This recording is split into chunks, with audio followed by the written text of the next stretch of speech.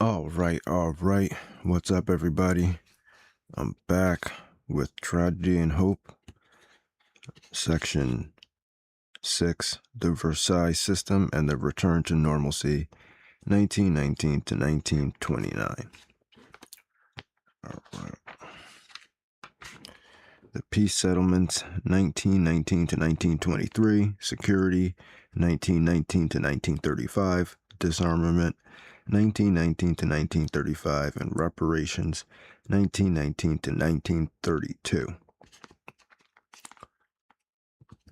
All right, the Peace Settlements, 1919 to 1923. The First World War was ended by dozens of treaties signed in the period of 1919 to 1923.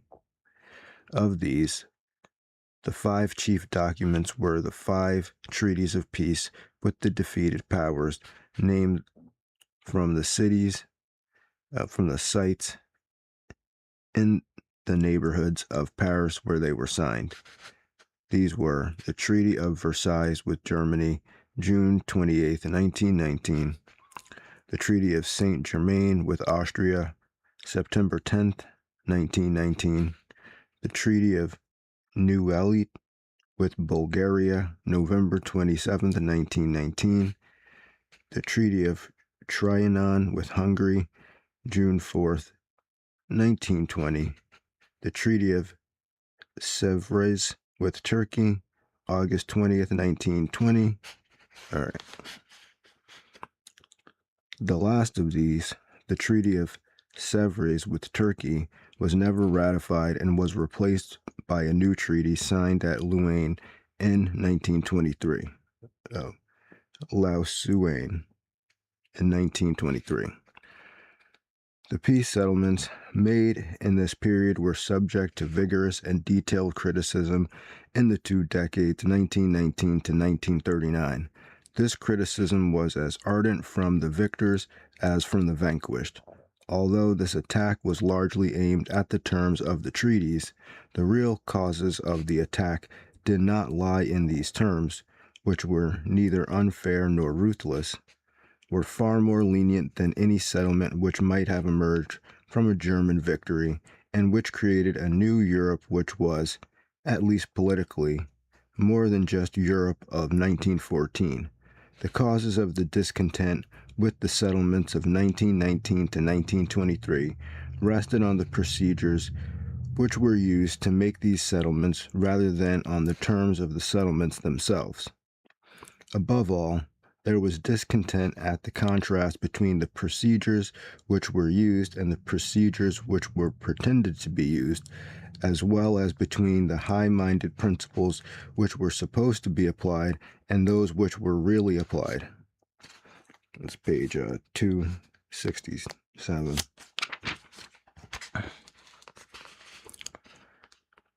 The peoples of the victorious nations had taken to heart their wartime propaganda about the rights of small nations, making the world safe for democracy, and putting an end to power politics and to secret diplomacy. So people kind of support the war only because they think it's a just war, right? They don't think it's unjust. These ideals had been given concrete form in Wilson's 14 points. Whether the defeated powers felt the same enthusiasm for these high ideals is subject to dispute, but they had been promised.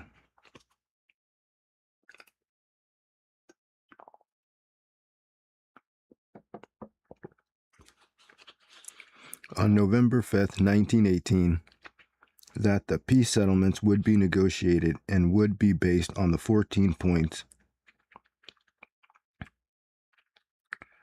When it became clear that the settlements were to be imposed rather than negotiated, that the 14 points had been lost in the confusion, and that the terms of the settlements had been reached by a process of secret negotiation from which the small nations had been excluded, and in which power politics played a much larger role than the safety of democracy, there was a revulsion of feeling against the treaties. In Britain and in Germany, propaganda barrages were aimed against these settlements until By 1929, most of the Western world had feelings of guilt and shame whether they thought of the Treaty of Versailles. Whenever they thought of the Treaty of Versailles. There was a good deal of sincerity in these feelings, especially in England and in the United States, but there was also a great deal of insincerity behind them in all countries. In England, the same groups, often the same people, who had made the wartime propaganda and the peace settlements were the loudest in their complaints that the latter had fallen far below the ideals of the former, while all the while their real aims were to use power politics to the benefit of Britain. Certainly there were grounds for criticism, and equally certainly the terms of the peace settlements were far from perfect, but criticism should have been directed rather at the hypocrisy and lack of realism in the ideals of the wartime propaganda, and at the lack of honesty of the chief negotiators in carrying on the pretense that these ideals were still in effect while they violated them daily and necessarily violated them. The settlements were clearly made by secret negotiations, by the great powers exclusively, and by power politics. They had to be. No settlement could ever have been made on any other basis. The failure of the chief negotiators, at least the Anglo-Americans, to admit this is regrettable, but behind their reluctance to admit it is the even more regrettable fact that the lack of political experience and political education of the American and English electorates made it dangerous for the negotiators to admit the facts of life in international political relationships.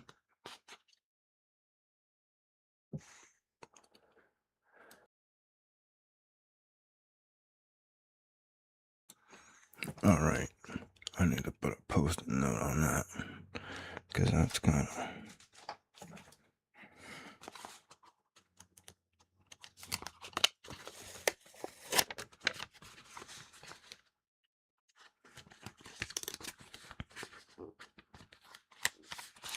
I mean, they're saying right here that the lack of political experience and political education of American and English electorates, that means like the population, made it dangerous for the negotiators to admit the facts of life in international political relationships. So basically, it's like they think that the voters are too dumb to understand what's actually going on.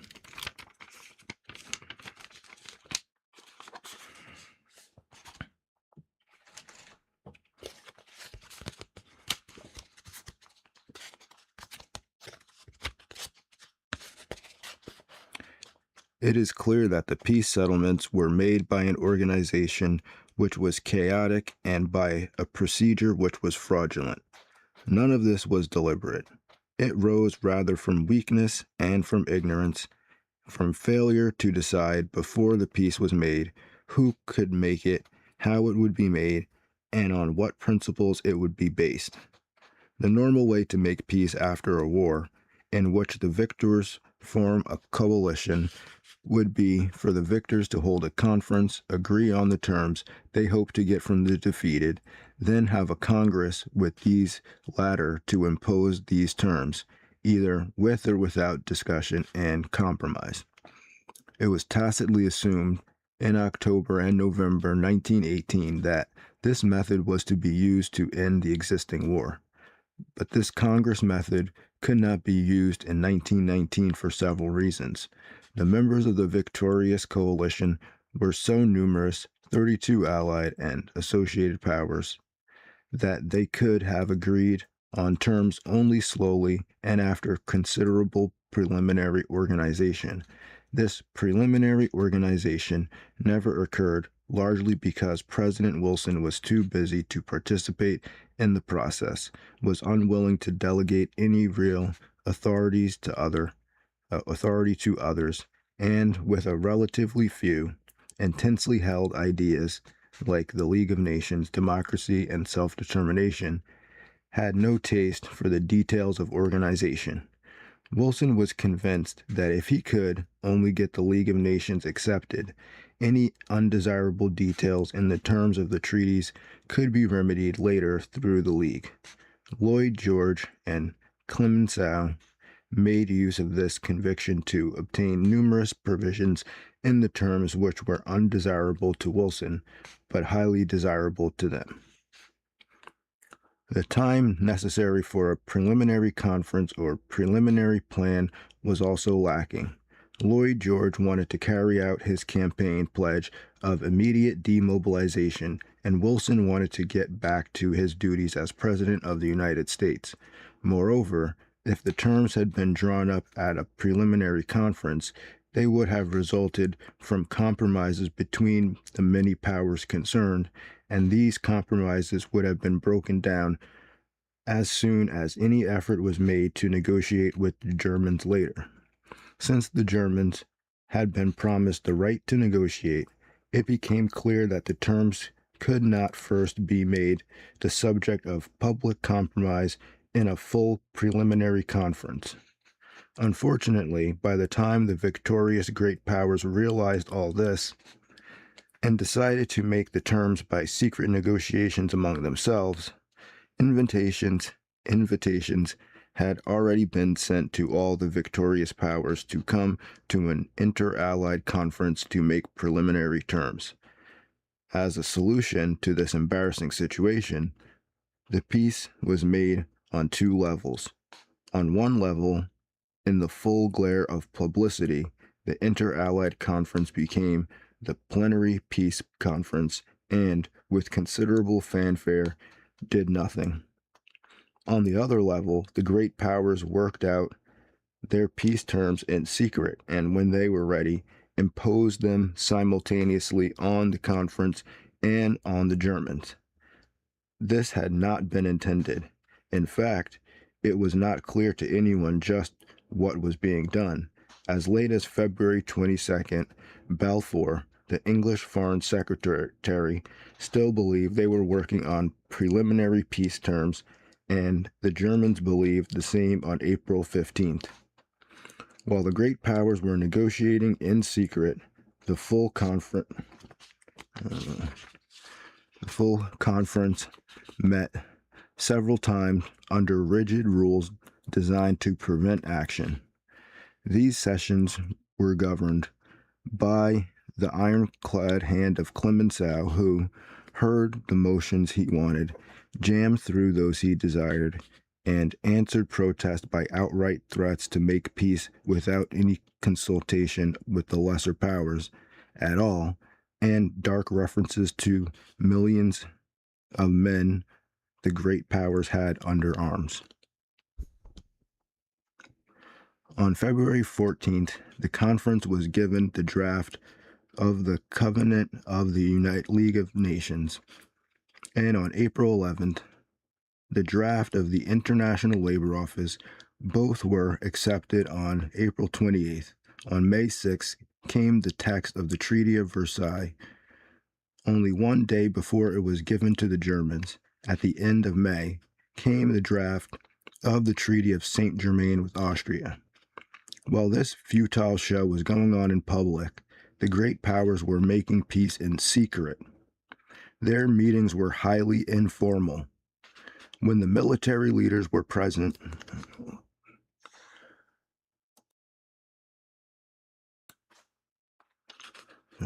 their meetings were highly informal. When the military leaders were present, the meetings were known as the Supreme War Council. When the military leaders were absent, as they usually were after January 12th, the group was known as the Supreme Council or the Council of Ten. It consisted of the head of the government and the foreign minister of each of the great five powers, Britain, the United States, France, Italy, and Japan. This group met 46 times from January 12th to March 24th, 1919. It worked very ineffectively. At the middle of March, because a sharp dispute over the German-Polish frontier leaked to the press, the Council of Ten was reduced to a Council of Four. Lloyd George, Wilson, Clemenceau, Orlando. These four, with Orlando frequently absent, held over 200 meetings in a period of 13 weeks, March 27th to June 28th.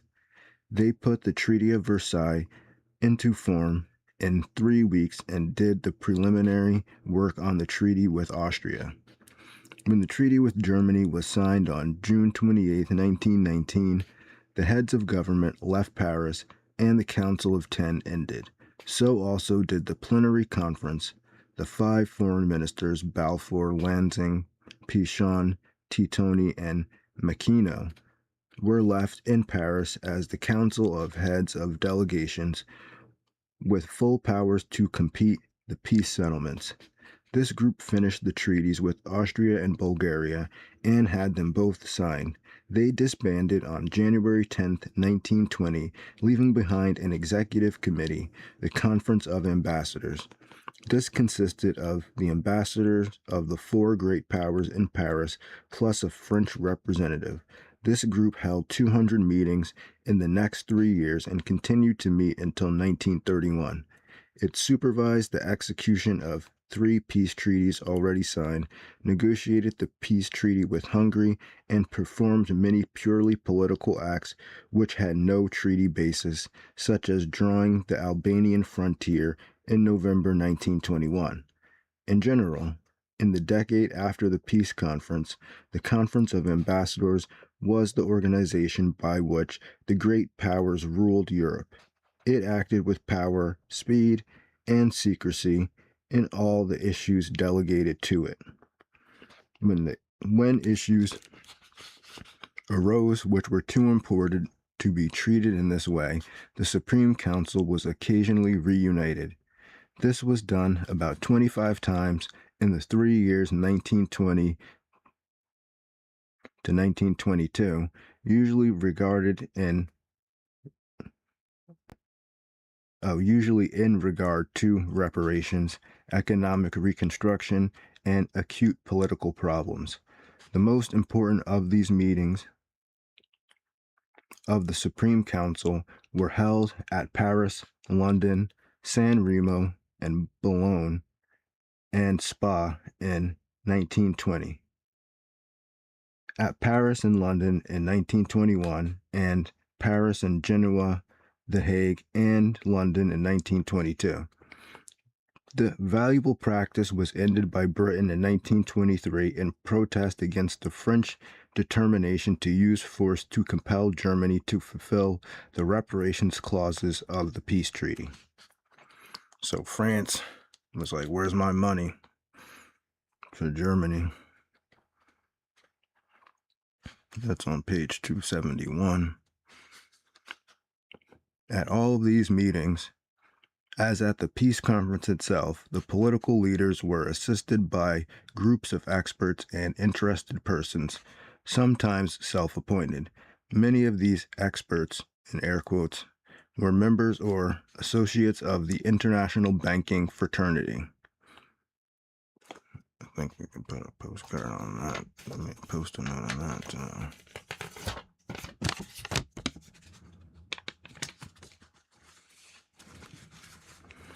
At the Paris Peace Conference, the experts numbered thousands and were organized into official staffs by most countries, even before the war ended. These experts were of the greatest importance. They were formed into committees at Paris and given problem after problem, especially boundary problems, usually without any indication as to what principles should guide their decisions. The importance of these committees of experts can be seen in the fact that in every case but one where a committee of experts submitted a unanimous report, the Supreme Council accepted its recommendations and incorporated it in the treaty. In cases where the report was not unanimous, the problem was generally resubmitted to the experts for further consideration. The one case where a unanimous report was not accepted was concerned with the Polish corridor, the same issue which had forced the Supreme Council to be cut down to the Council of Four in 1919, and the issue which led to the Second World War 20 years later. In this case, the experts were much harsher on Germany than the final decision of the politicians. The treaty with Germany was made by the Council of Four, assembling the reports of various committees, fitting the parts together, and ironing out various disagreements. The chief disagreements were over the size and nature of German reparations, the nature of German disarmament, the nature of the League of Nations, and the territorial settlements in 6 specific regions: the Polish Corridor, Upper Silesia, the Saar, the Fiume, the Rhineland, and Shantung. When the dispute over Fiume reached a peak, Wilson appealed to the Italian people over the heads of the Italian delegation at Paris in belief that the people were less nationalistic and more favorable to his idealistic principles than their rather hard-boiled delegation. This appeal was a failure, but the Italian delegation left the conference and returned to Rome in protest against Wilson's actions. Thus, the Italians were absent from Paris at the time that the German colonial territories were being distributed, and accordingly did not obtain any colonies. Thus, Italy failed to obtain compensation in Africa for the French and British gains in territory on that continent, as promised in the Treaty of London in 1915. This disappointment was given by Mussolini as one of the chief justifications for the Italian attack on Ethiopia in 1935. The Treaty of Versailles was presented to the plenary conference on May 6, 1919, and to the German delegation the next day. The conference was supposed to accept it without comment. But General Foch, commander-in-chief of the French armies and of the Entente forces in the war, made a severe attack on the treaty in regard to its provisions for enforcement. These provisions gave little more than the occupation of the Rhineland and 3 bridgeheads on the right bank of the Rhine, as already existed under the armistice of November 11, 1919. According to the treaty, these areas were to be occupied for from 5 to 15 years to enforce a treaty whose substantive provisions required Germany to pay reparations for at least a generation and to remain disarmed forever. Foch insisted that he needed the left bank of the Rhine and the 3 bridgeheads on the right bank for at least 30 years. Clemenceau, as soon as the meeting was over, rebuked Foch for disrupting the harmony of the assembly, but Foch had to put his finger on the weakest, yet most vital portion of the treaty. The presentation of the text of the treaty to Germany the next day was no happier. Having received the document, the chief of the German delegation, Foreign Minister Count Ulrich von Brockdorff-Rantzau, made a long speech in which he protested bitterly against the failure to negotiate and the violation of pre-armistice commitments. As a deliberate insult to his listeners, he spoke from a seated position. The German delegation sent the victorious powers short notes of detailed criticism during May and exhaustive counter-proposal on May 29th, running to 443 pages of German text. These counter-proposals criticized the treaty clause by clause, accused the victors of bad faith in violating the 14 points, and offered to accept the League of Nations, the disarmament section, and reparations of 100,000 million marks, if the Allies would withdraw any statement that Germany had, alone, caused the war, and would readmit Germany to the world's markets. Most of the territorial changes were rejected, except where they could be shown to be based on self-determination, thus adopting Wilson's point of view. These proposals led to one of the most severe crises of the conference, as Lloyd George, who had been re-elected in December on his promise to the British people to squeeze Germany dry, and had done his share in this direction from December to May, now began to fear that Germany would refuse to sign and adopt a passive resistance, which would require the Allies to use force. Since the British armies were being disbanded,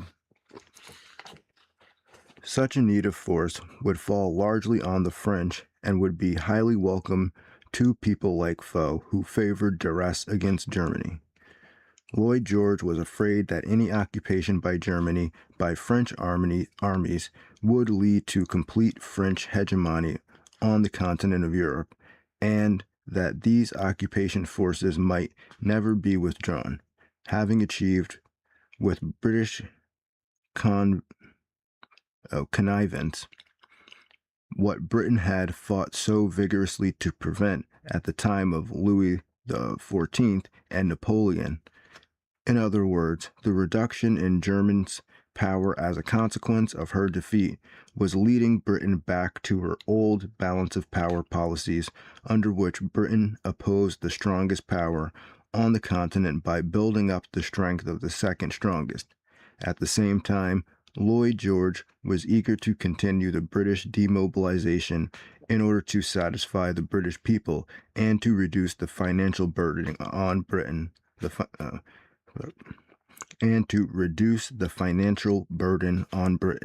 So that the country could balance its budget, deflate, and go back on the gold standard. For these reasons, Lloyd George suggested that the treaty be weakened by reducing the Rhineland occupation from 15 years to 2, and that plebiscite be held in Upper Silesia, which had been given to Poland, that Germany be admitted to the League of Nations at once, and that the reparations burden be reduced. He obtained only the plebiscite in Upper Silesia and certain other disputed areas, Wilson rejecting the other suggestions and upbraiding the Prime Minister for his sudden change in attitude. Accordingly, the Allied answer to the German counter-proposals, written by Philip Kerr, made only minor modifications in the original terms, chiefly the addition of 5 plebiscites in Upper Silesia, Allenstein, Marienwerder, North Schleswig, and the Saar, of which the last was to be held in 1935, the others immediately. It also accused the Germans of sole guilt in causing the war and of inhumane practices during it, and gave them a 5-day ultimatum for signing the treaty as it stood. The German delegation at once returned to Germany and recommended a refusal to sign. The cabinet resigned rather than sign, but a new cabinet was formed of Catholics and Socialists.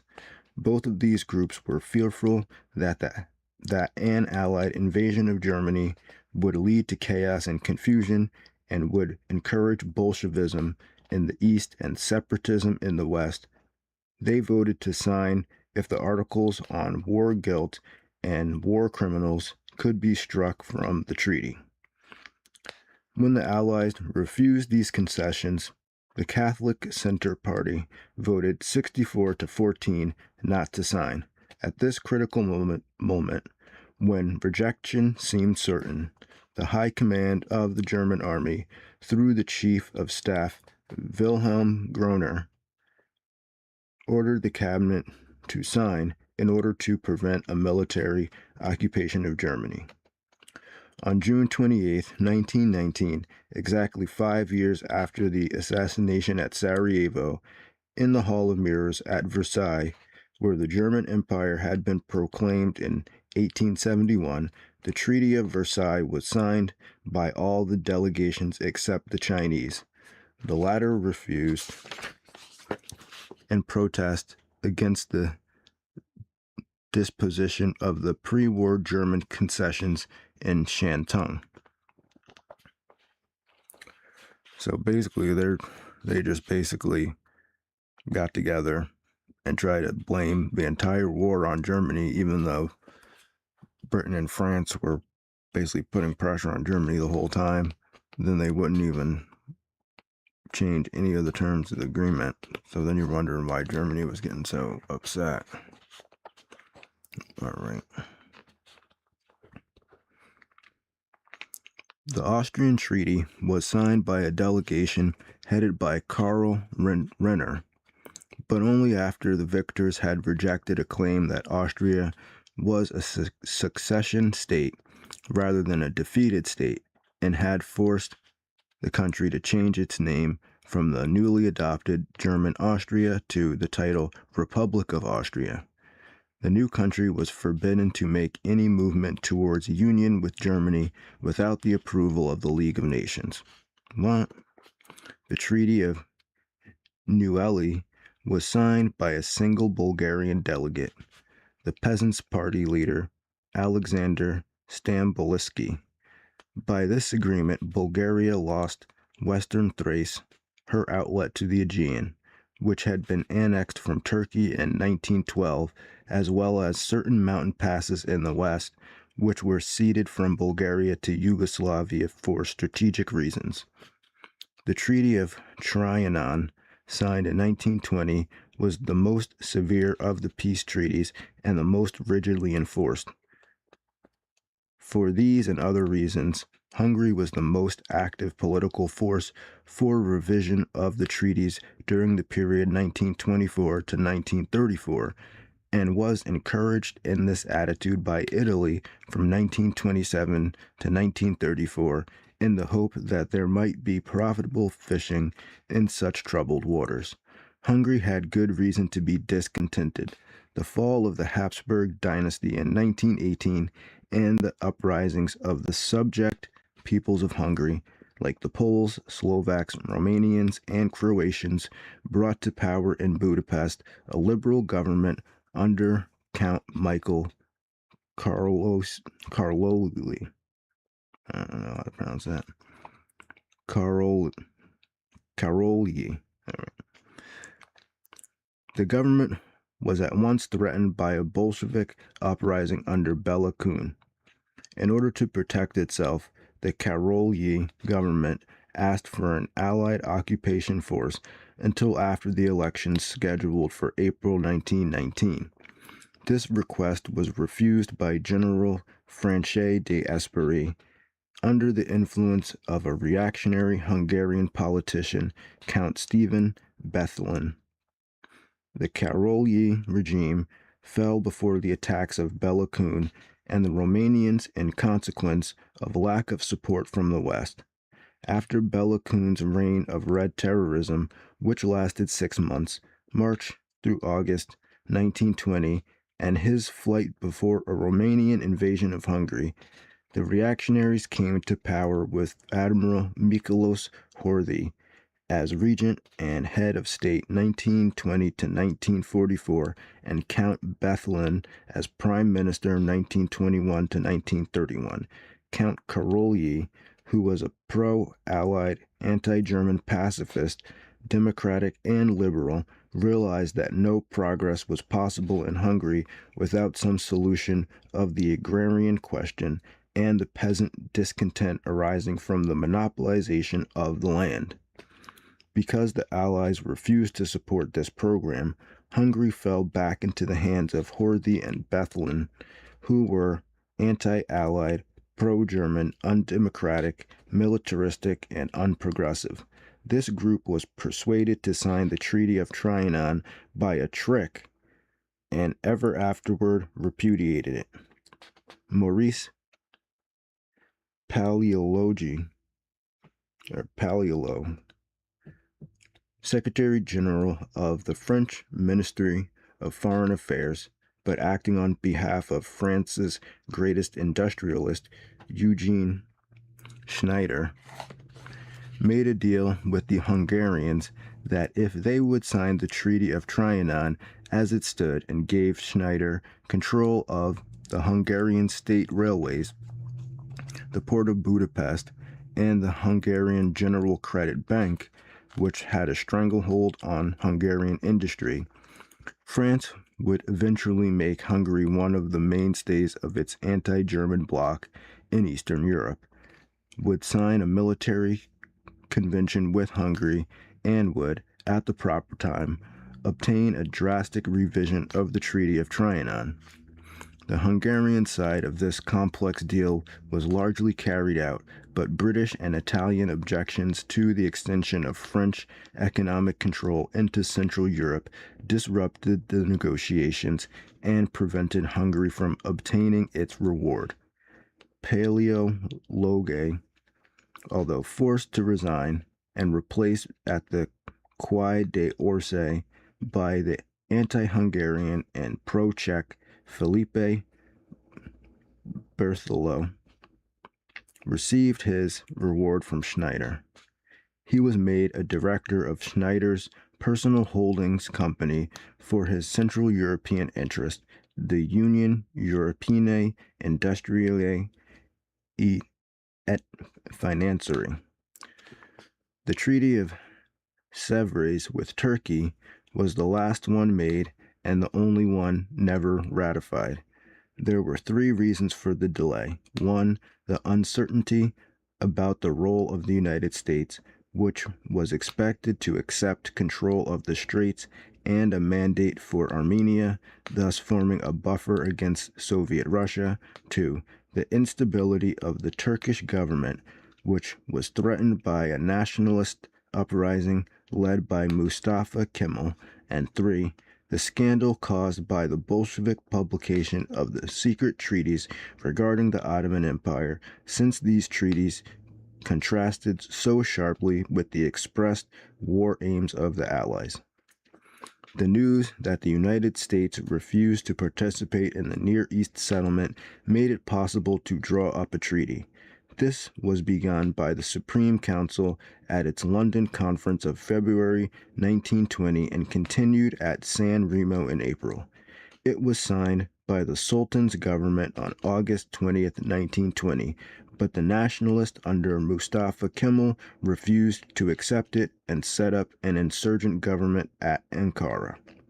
The Greeks and Italians, with Allied support, invaded Turkey and attempted to force the treaty on the nationalists, but they were much weakened by dissension behind the facade of Entente solidarity.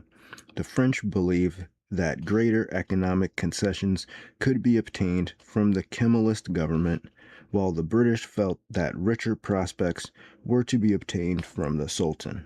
In particular, the French were prepared to support the claims of Standard Oil to such concessions, while the British were prepared to support Royal Dutch Shell. The nationalist forces made good use of these dissensions. After buying off the Italian and French with economic concessions, they launched a counteroffensive against the Greeks. Although England came to the rescue of the Greeks, it received no support from the other powers, while the Turks had the support of Soviet Russia. The Turks destroyed the Greeks, burned Samarna, and came face to face with the British at Sihanouk. At this critical moment, the Dominions, in answer to Curzon's telegraphed appeal, refused to support a war with Turkey. The Treaty of Sèvres, already in tatters, had to be discarded. The Treaty of Sèvres, already in tatters, had to be discarded. A new conference at Lausanne in November 1922 produced a moderate and negotiated treaty, which was signed by the Kemalist government on July 24, 1923. This act ended, in a formal way, the First World War. It also took a most vital step towards establishing a new Turkey, which would serve as a powerful force for peace and stability in the Near East. The decline of Turkey, which had continued for 400 years, was finally ended.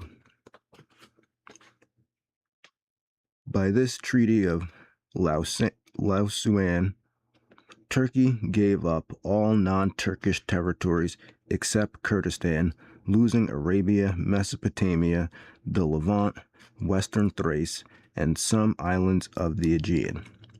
The capitulations were abolished in return for a promise of judicial reform. There were no reparations and no disarmaments, except that the straits were demilitarized and were to be open to all ships, except of belligerents, if Turkey was at war. Turkey accepted a minorities treaty and agreed to a compulsory exchange with Greece of Greek and Turkish minorities judged on the basis of membership in the Greek Orthodox or Muslim religions. Under this last provision, over 1,250,000 Greeks were removed from Turkey by 1930. Unfortunately, most of these had been urban shopkeepers in Turkey and were settled as farmers on the unhospitable soil of Macedonia. The Bulgarian peasants who had previously lived in Macedonia were unceremoniously dumped into Bulgaria, where they were tender for the sparks of a revolutionary Bulgarian secret society called the International Macedonian Revolutionary Army. Revolutionary Organization. I don't know why I said army. Whose chief method of political action was assassination. As a result of the rising tide of aggression in the 1930s, the clause regarding the demilitarization of the Straits was revoked at Montreux Convention of July 1936. This gave Turkey full sovereignty over the Straits, including the right to fortify them. All the original peace treaties consisted of 5 chief parts: the Covenant of the League of Nations, the territorial provisions, the disarmament provisions, the reparations provisions, and penalties and guarantees. The first of these must be reserved until later, but the others should be mentioned here. In theory, the territorial provisions of the treaties were based on self-determination, but in fact, they were usually based on other considerations: strategic, economic, punitive, legal power, or compensation. By self-determination, they're saying that in quotes, the peacemakers usually meant nationality, that's also in quotes, and by nationality, they usually meant language, except in the Ottoman Empire, where nationality usually meant religion. The 6 cases where self-determination, that is, plebiscites, was actually used showed that the people of these areas were not so nationalistic as the peacemakers believed, because in Allenstein, where Polish-speaking people were 40% of the population, only 2% voted to join Poland. The area was returned to Germany. Upper Silesia, where the comparable figures of 65% and 40%, the area was split. The more industrial eastern portion going to Poland, while the more rural western part was returned to Germany. Klagenfurt, where Slovene speakers formed 68% of the population. Only 40% wanted to join Yugoslavia, so the area was left in Austria. Somewhat similar results occurred in Marienwerder, but not in northern Schleswig, which voted to join Denmark. In each case, the voters, probably for economic reasons, chose to join the economically more prosperous state rather than the one sharing the same language. In addition to the areas mentioned, Germany had to return Alsace and Lorraine to France, give 3 small districts to Belgium, and abandon the northern edge of East Prussia around Memel to the Allied powers. This last area was given to the new state of Lithuania in 1924 by the Conference of Ambassadors. The chief territorial disputes arose over the Polish corridor, the Rhineland, and the Saar. The 14 points had promised to establish an independent Poland with access to the Baltic Sea. It had been French policy since about 1500 to oppose any strong state in Central Europe by seeking allies in Eastern Europe. With the collapse of Russia in 1917, the French sought a substitute ally in Poland. Accordingly, Foch wanted to give all of East Prussia to Poland. Instead, the experts, who were very pro-Polish, gave Poland access to the sea by severing East Prussia from the rest of Germany by creating a Polish corridor in the valley of Vistula. Most of the area was Polish-speaking, and German commerce with East Prussia was largely by sea. However, the city of Danzig, at the mouth of the Vistula, was clearly a German city. Lloyd George refused to give it to Poland.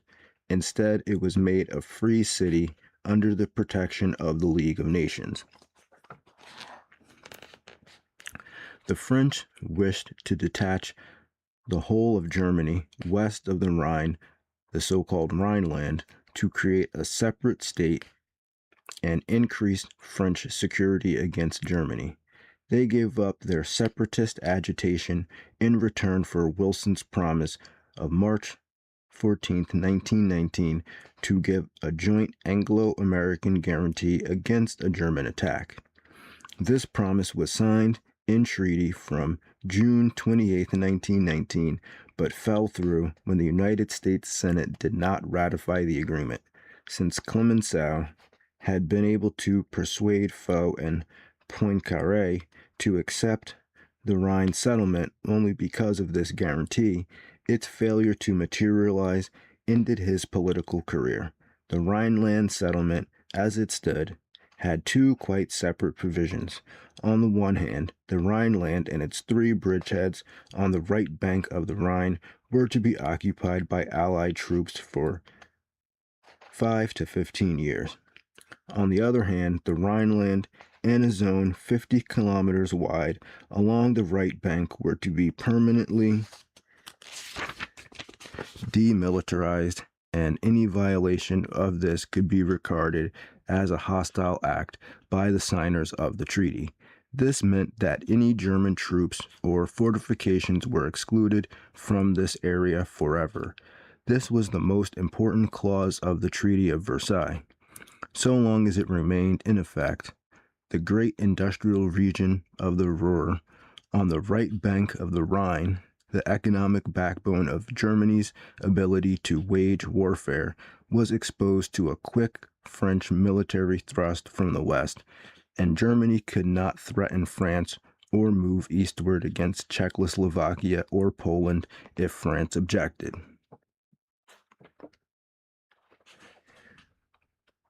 Of these two clauses, the military occupation of the Rhineland and the bridgeheads was ended in 1930, 5 years ahead of schedule. This made it possible for Hitler to destroy the second provision, the demilitarization of Western Germany, by remilitarizing the area in March 1936. The last disputed territorial change of the Treaty of Versailles was concerned with the Saar Basin, rich in industry and coal. Although its population was clearly German, the French claimed most of it in 1919 on the grounds that 2/3 of it had been inside the French frontiers of 1814, and that they should obtain the coal mines as compensation for the French mines destroyed by the Germans in 1918. They did not get the mines, but the area was separated politically from both countries to be ruled by the League of Nations for 15 years, then given a plebiscite. When the plebiscite was held in 1935, after an admirable League administration, only about 2,000 out of the 528,000 voted to join France, while about 90% wished to join Germany. the remainder indicating their desire to continue under the League rule. The Germans, as a result of this vote, agreed to buy back the coal mines from France for 900 million francs, payable in coal over a 5-year period. The territorial provisions of the treaties of Saint-Germain and Trianon were such as to destroy completely the Austro-Hungarian Empire. Austria was reduced from 115,000 square miles with 30 million inhabitants to 32,000 square miles with 6.5 million inhabitants. To Czechoslovakia went Bohemia, Moravia, and parts of Lower Austria and Austrian Silesia. To Yugoslavia went Bosnia, Herzegovina, and Dalmatia. To Romania went Bukovina. To Italy went South Tyrol, Trentino, Istria, and an exclusive area north of the Adriatic, including Trieste. The Treaty of Trianon reduced Hungary from 125,000 square miles with 21 million inhabitants to 35,000 square miles with 8 million inhabitants. To Czechoslovakia went Slovakia and Ruthenia. To Romania went Transylvania, part of the Hungarian plain, and most of Banat. To Yugoslavia went the rest of Banat, Croatia, Slovenia, and some other districts. The treaties of peace set the boundaries of the defeated states, but not those of the new states. These latter were fixed by a number of treaties made in the years following 1918. The process led to disputes and even to violent clashes of arms, and some issues are still subjects of discord to the present time.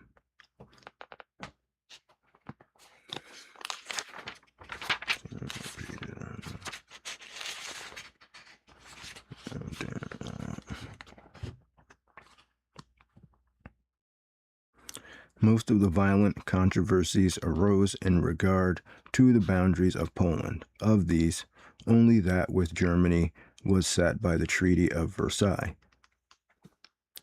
The Poles refused to accept their frontiers as suggested by the Allies at Paris by 1920. Were at war with Lithuania over Vilna and Russia over the eastern border, with the Ukrainians over Galicia, and with Czechoslovakia over Teschen. The struggle over Vilna began in 1919 when the Poles took the district from the Russians but soon lost it again. The Russians yielded to the Lithuanians in 1920, and this was accepted by Poland, but within 3 months it was seized by Polish freebooters. A plebiscite, ordered by the League of Nations, was held in January 1922 under Polish control and gave a Polish majority. Lithuanians refused to accept the validity of this vote or a decision of the Congress of Ambassadors of March 1923, giving the area to Poland. Instead, Lithuania continued to consider itself at war with Poland until December 1927. Poland did not fare so well at the other end of its frontier. Their fighting broke out between Czech and Polish forces over Teschen in January of 1919. The Conference of Ambassadors divided the area between two claimants, but gave the valuable coal mines to Czechoslovakia July 1920. Poland's eastern frontier was settled only after a bloody war with the Soviet Union.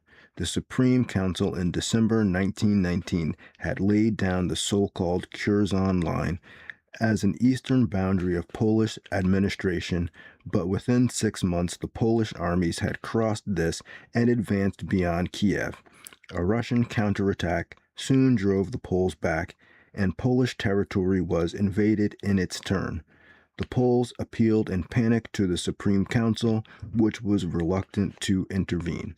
The French, however, did not hesitate and sent General Weygand with supplies to defend Warsaw.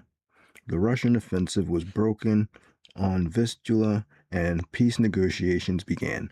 The final settlement, signed at Riga in March 1921, gave Poland a frontier of 150 miles farther east than the Curzon line and brought into Poland many non-Polish peoples, including 1 million White Russians and 4 million Ukrainians.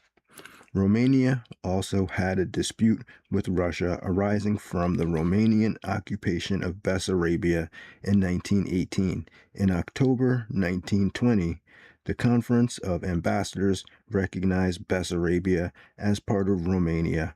Russia protested, and the United States refused to accept the transfer.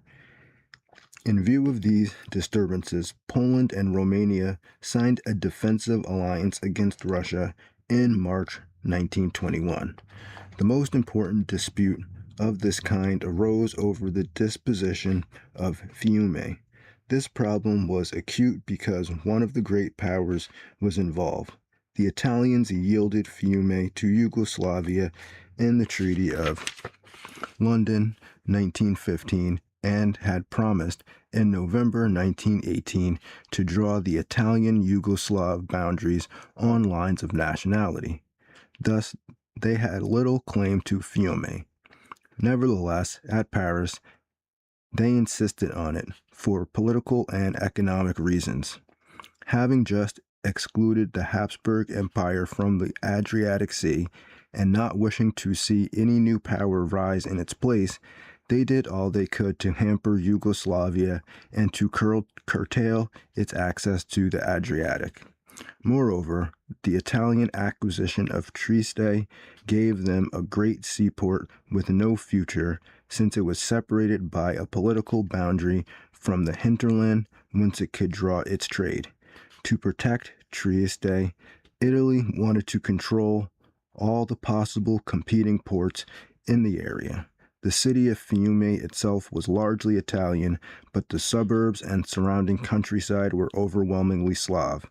The experts at Paris wished to give Italy neither Fiume nor Dalmatia, but Colonel House tried to overrule the experts in order to obtain Italian support for the League of Nations in return. Wilson overruled House and issued his famous appeal to the Italian people, which resulted in the temporary withdrawal of the Italian delegation from Paris. After their return, the issue was left unsettled. In September 1919, an erratic Italian poet, Gabriele d'Annunzio, with a band of freebooters, seized Fiume and set up an independent government on a comic opera basis. What? I've never heard of that happening before. That sounds kind of crazy. So, a band of freebooters seized Fiume and set up an independent government on a comic opera basis.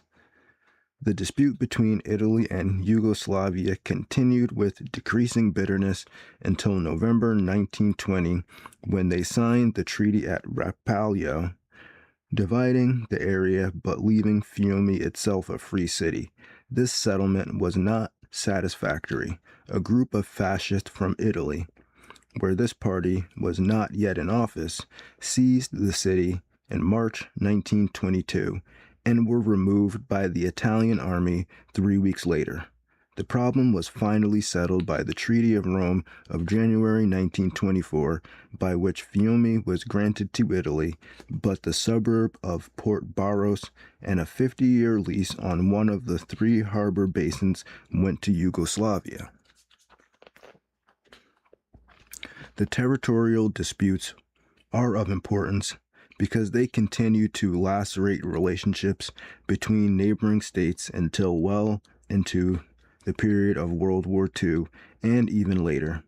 The names of Fiume, Thrace, Bessarabia, Epirus, Transylvania, Memel, Vilna, Teshin, Dasar, Danzig, Macedonia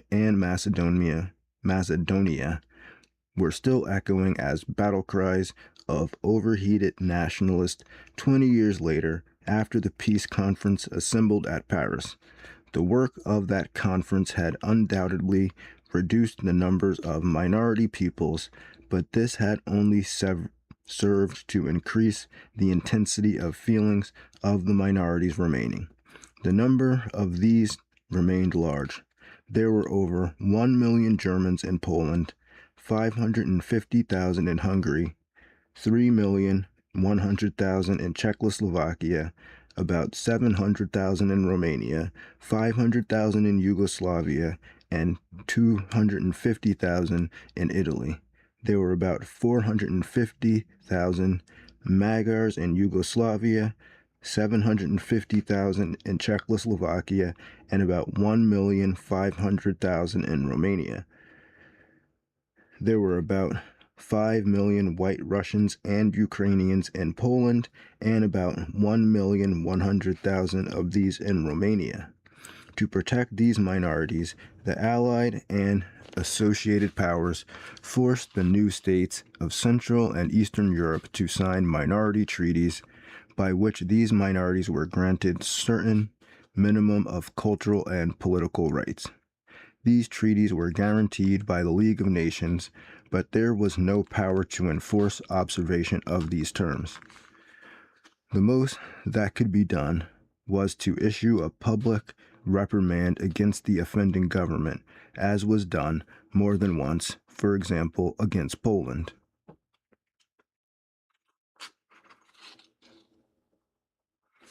All right, I'm just gonna, because there's a whole bunch of pages left still.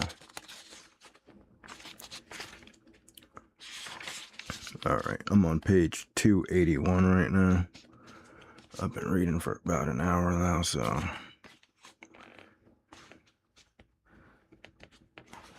all right, we can kind of see what's going on there.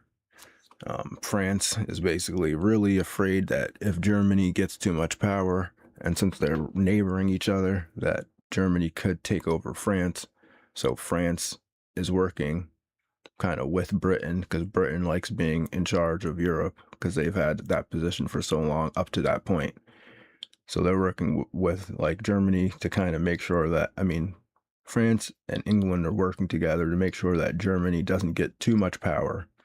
And Germany's getting really upset because everyone wants to blame World War I specifically and exclusively only on Germany and make Germany pay outlandish reparations fees, give up tons of territory, and basically demilitarize. And Germany's kind of like, well, bro, like, you guys are like threatening us. So what are we supposed to do here?